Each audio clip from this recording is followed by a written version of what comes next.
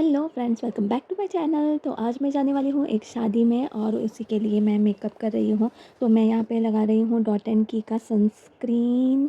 तो ये है SPF 50+, ऐसा इस पे लिखा हुआ है। तो ये सन केयर जो प्रोटेक्शन मैंने लिया है वो एक तरह के फाउंडेशन का ही काम करता है। आप ज़रूर इसे ख़रीदिएगा, रेगुलर यूज़ के लिए बेस्ट है।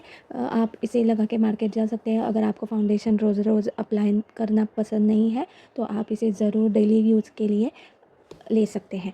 तो यहाँ पे मैंने लगाया है लैक्मे एब्सोल्यूट का जो सीसी क्रीम आता है वो वाला लगाया है। मैंने एक नया सा ख़रीदा था और वो नया आने में 2 दिन बाकी थे, तब मैंने पुराना वाला ही लगा लिया था। इससे ना आपके दाग धब्बे सब कुछ छिप जाता है, बहुत ही अच्छा सा मैट लुक देता है। बहुत पसंद है मुझे। आप ये वाला भी डेली यूज़ के लिए लगा सकते हैं। अब मैं ज़्यादातर ना घर पे ये सारी चीज़ें यूज़ नहीं करती। जब मैं बाहर जाती हूँ तभी मुझे फाउंडेशन की ज़रूरत पड़ती है।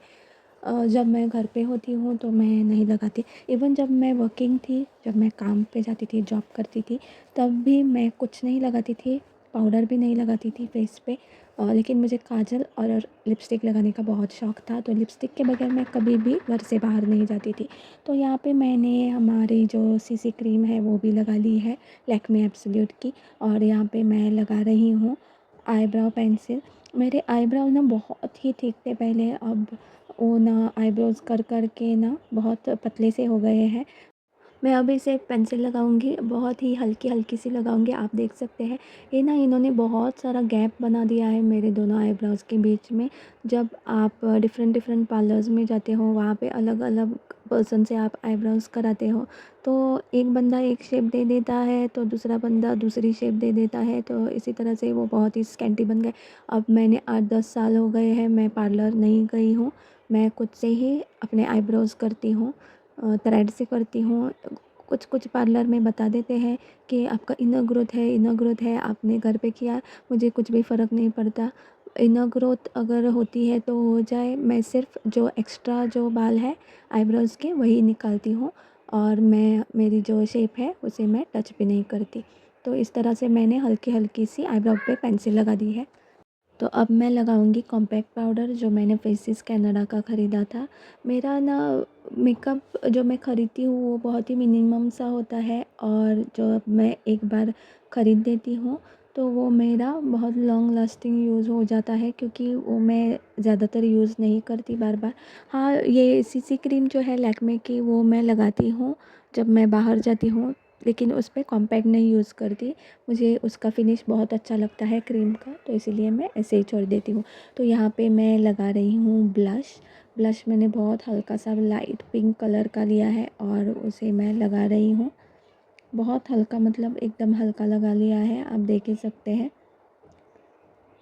वैसे तो मुझे ज़्यादा मेकअप करना आता नहीं है, ये ना हो कि मैं जोकर की तरह लगा के शादी में पहुँच जाऊँ, तो इसीलिए मैंने घबरा के ही थोड़ा सा ब्लश लगा लिया है। आप देख सकते हैं अच्छा लगा है, तो मुझे खुशी हुई अंदर से क्योंकि ये अच्छा लगा था, तो इसलिए अब मैं लगाऊंगी आई शेडो। फिर भी मुझे ये थोड़ा ज़्यादा दिख रहा था तो मैंने इसे हाथ से ही ब्लेंड कर लिया। आई शेडो भी मैं हल्का सा पिंक कलर में ही लगाऊंगी। हाथ से मैं इसीलिए ब्लेंड कर रही हूँ क्योंकि मुझे हाथ से मेकअप करना बहुत अच्छा लगता है। तो आई शेडो मैंने एकदम हल्का पिंक कलर का लिया था। शादी में पहुँचते मेरा मेकअप तो पूरा ही उतर गया था, क्योंकि मैंने 12 बजे मेकअप मेरा डन हो गया था और मैं शादी में पहुँची थी 3 बजे। तो गर्मी की वजह से मेरा मेकअप पूरा मुँह का उतर चुका था और थोबड़े पे भी 12 बज चुके थे। और वैसे भी मुझे इस शादी में जाने का उतना इंटरेस्ट था नहीं, लेकिन क्या करेंगे, रीत है, रिवाज है। अगर इनविटेशन आपके दरवाज़े तक आया है, उसे कोई लेके आया है, तो उतना तो आपको रिस्पेक्ट देना चाहिए कि शादी में आप अपना मुँह ही दिखा के आ जाए। तो इसीलिए मैं शादी में गई थी। वैसे तो ये बहुत ही लंबी कहानी है, हमारे रिश्तेदार ही है, लेकिन मैं वो कहानी आपको नहीं बता सकती अभी। तो फ़िलहाल मेरा आई शैडो लग चुका है और मैं लगा रही हूँ हाइलाइटर। तो मुझे अपना नोज़ और चिक्स थोड़ा हल्का हल्का सा हाइलाइट करना बहुत अच्छा लगता है। अगर चिक्स हाइलाइट ना भी करूँ तो भी मैं नोज़ पे हाइलाइटर लगाती ही हूँ।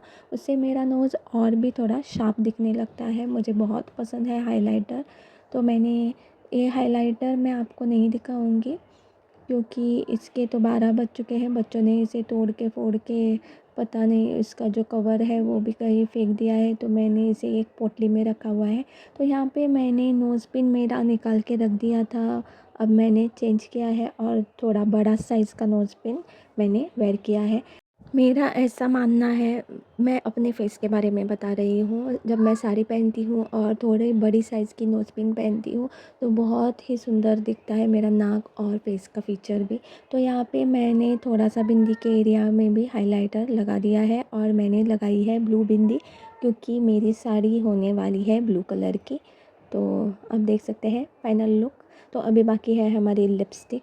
तो साड़ी को मैंने पल्लू जो पार्ट था वो पिन अप करके रखा हुआ था और ये है मेरा ब्लाउज़ जो कि बहुत ही सुंदर लग रहा था। वो एक अलग ही रेड कलर का ब्लाउज़ था, आप टोमेटो रेड कह सकते हैं, और ब्लू कलर की साड़ी थी और वो ब्लाउज़ का पैटर्न भी बहुत ही सुंदर सा बना हुआ था। मैं दिखाऊंगी आपको पूरा लुक। तो यहाँ पे हमारा छुटकू इधर उधर घूम रहा था, उसका खाना वाना सब पैक करके मैंने रखा हुआ था। अभी उसे लास्ट में फीड कराना बाकी था।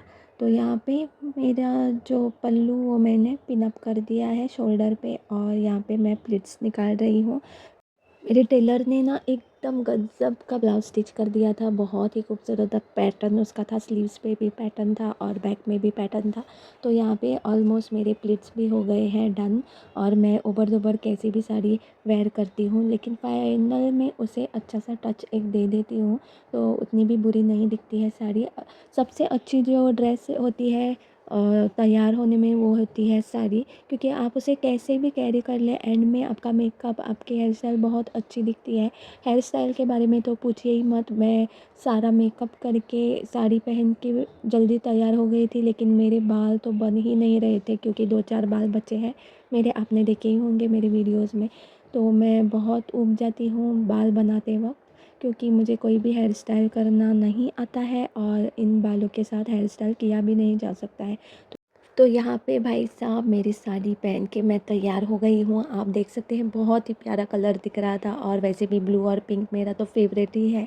तो अब बारी थी ज्वेलरी पहनने की। तो यहाँ पे मैंने मेरा लॉन्ग वाला मंगलसूत्र पहन लिया था और छोटा वाला तो मैं हमेशा ही पहन के रखती हूँ। तो ये है मेरे गोल्ड का नेकलेस जो कि ट्रेडिशनल वाला है, जो मैंने मेरी बाकी की ज्वेलरी तुड़वा के बनाया था। तो यहाँ पे मैं अभी लिपस्टिक लगा रही हूँ। लैक्मे की लिपस्टिक है, चेरी ब्लॉसम करके एक शेड आता है, बहुत ही प्यारा सा कलर दिखता है। वो दिखने में तो रेड दिखता है, आपको यहाँ पे ऑरेंज दिख रहा होगा। तो अब बारी थी बैंगल्स पहनने की। तो मैंने मेरे रेड जो कांच की चूड़ियाँ रहती हैं वो पहन ली है मेरे गोल्ड की बैंगल्स के साथ। तो अब बारी थी बाल कोम करने की और हेयर स्टाइल बनाने की। हेयर स्टाइल तो मैंने वैसे कुछ भी नहीं की थी, ट्राई तो बहुत सारी चीज़ें की लेकिन वो सूट नहीं कर रही थी, आप देख ही सकते हैं। मुझे पता नहीं बचपन से ही बाल बनाना अच्छा नहीं लगता है, बहुत ही बोरिंग सा काम लगता है। और बचपन में तो मेरे बाल बहुत ही लंबे थे, बहुत घने थे।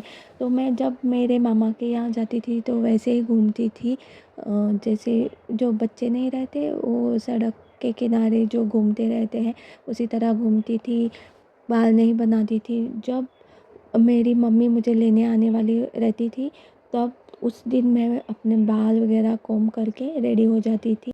तो आपने अभी देखा ही होगा कितनी बार मैंने बाल को टाई किया फिर छोड़ दिया, टाई किया फिर छोड़ दिया। मैं देख रही थी किस तरह से मेरे बाल मुझे सूट करते हैं या नहीं। तो एक भी हेयर स्टाइल सूट नहीं कर रही थी। ये तो रोज़ का ही है, जब कोई फंक्शन होता है तो बालों को पता नहीं इनको क्या हो जाता है। तो मेरे पतिदेव भी यहाँ पे तैयार हो चुके थे तो मैंने सिंपल सा ही मेरा जो पिंचर रहता है गोल्ड वाला वो लगा दिया है और यहाँ पे मैं मांग में सिंदूर लगा रही थी जो मेरी स्टिक थी उसी से।